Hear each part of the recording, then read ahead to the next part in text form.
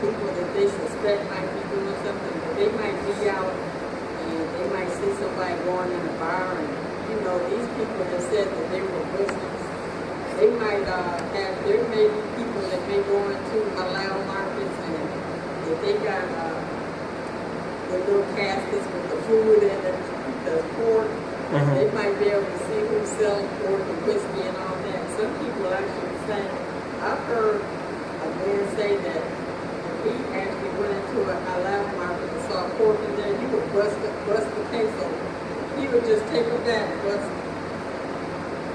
And I'm just saying, people, Muslims that say that they're Muslims should be aware of what it is that they're saying that they're doing, the things that they're actually doing, because there's people that's paying attention to that. We got young people that's coming up, that's seeing how the older Muslims act and how the older Muslims apply themselves. And I would like to say, technically, we are not a community. Technically, the Muslims are not a community because we have not done the things that Allah have ordered us to do on a wide scale. We're on a smaller scale of being a community of believers, but we're not technically a community because we have really failed in the things that we should be doing as Muslims. You got Muslim men who know that there's single Muslim women that should be married, but they'll marry Christian women. Now, there's a difference with a Muslim man that maybe he came into Al-Islam before maybe he was married before he accepted Al-Islam, so he's still with his wife. But then you have Muslim men who really don't want Muslim women now. They don't want to marry Muslim women. In some circles, they don't want to marry Muslim women. They're leaving the Muslim women and her children out here to fend for herself. And I'm not angry, I'm just sharing what I have in my mind. And I'm saying that these things are affecting us and have affected us and will continue to affect us until we do like what you were saying, individually we need to get ourselves aligned with what Allah wants us to align ourselves with and become better worshipers and better believers and have more faith. I don't think it's going to happen until we do that. There's actually quite a lot that you mentioned, and I think the only thing that I can really say is that we'll go back to Prophet Muhammad for a minute, peace be upon him. His community, we tend to speak about them in an idealized way, right? But to use today's language, his followers were converts. I don't like this term. I hate this term, converts. I think it's a terrible term, but I have to use it. And meaning that they had their baggage, and it took time for the baggage to be removed. This even up to the time of the Prophet's death, alayhi salatu.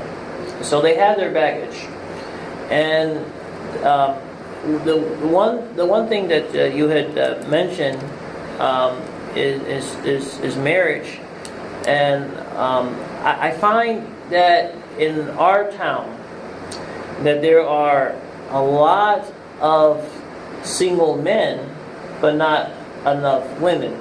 Perhaps your experience is, maybe you're telling me the opposite is the case. But in my view is that there are a lot of single men and not enough women, Muslim women.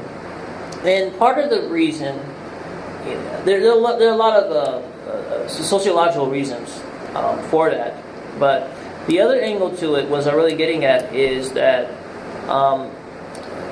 particularly for people who have converted to Islam, I told you how I hate this expression, is that they don't know how to pursue, they don't know how to enter into a marriage situation with a Muslim woman. They only know what the wider culture says in terms of how to because I'm asked this all the time. What if I see a sister in the masjid? What am I supposed to do? Can I date her? I mean, these are the kind of questions because this is the culture that we live in. The people are used to this kind of. Can we have sex before marriage? If you forgive me for saying this, somebody was talking to me recently about.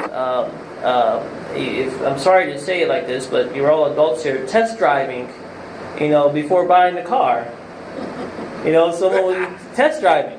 That's what it said. It had a conversation about test driving the car, and this is because this is the kind of culture that we have, and it's going to take time. But people can travel and they can go to different situations. They can go to different affairs and meet people, and they can find out what people are doing in different cities. They don't have to stay in Toledo. Toledo is a little depressed area. There's not a lot going on, like you're saying. Oh man, you're making me depressed. I'm not trying to make anybody depressed or depressed, but it really is. I mean, the Muslims are here, but you got this group over here and that group over there and that group over there. Sometimes they come together and sometimes they don't. They need to come together more and, do activities together. Try to have singles. Actually, and dances and things like that. Well, I can't picture a Muslim dance, but I have, beyond all joking aside, I have thought about, I don't know if it's a good idea. I've thought about having some kind of a singles event, advertising it, and maybe charge a little bit of money because some people we charge a little bit of money so that it shows their seriousness. And I admit I've thought about that, and since people are shaking their head, yes, maybe it's something that we should do. Because the marriage part is that's what builds communities, not us going around passing out Ahmadiyya tapes and arguing Christians and Jews down. Really what builds more than anything is relationships that lead to marriages.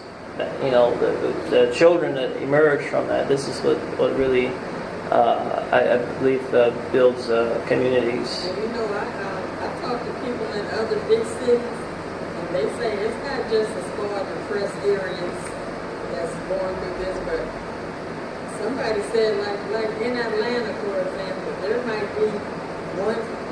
might be about 4 or 5 men who know what the back of one woman looks like. In other words, she had been married to maybe 4 or 5 men in the masjid and divorced. Okay. So it's not just happening here. It's happening everywhere. But these are not just the Muslim problems. These are symptoms of the overall situation in the United States. The United States. I believe the stats are 60% of marriages end in divorce, and it's because we are a culture that no longer cares about marriage. Right. We are a culture that discards these things, and so Muslims are likewise affected, and they're affected in different ways, and they try to deal with it in different ways. But the problem is they don't know how to. We don't know how to be better in these in these regards. You said even in the bigger cities. So, but yeah. So, but what I'm getting at, I'm looking at the big picture. Big picture, Muslims are only we're not even 1% of the population, and we in some respects we're still relatively new to American society, relatively speaking, big picture. I know someone's going to say, oh, we've been here 100 years, but in big picture, we're still new.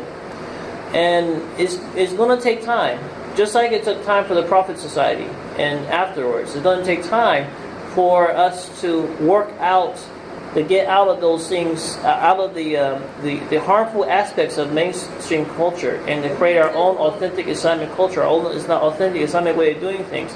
It's going to take time for that. It's gonna take time. You might have it together maybe 500 years all the way. Oh, not that long. Not that long. Any other comments or reflections? Well, my alarm, I don't know.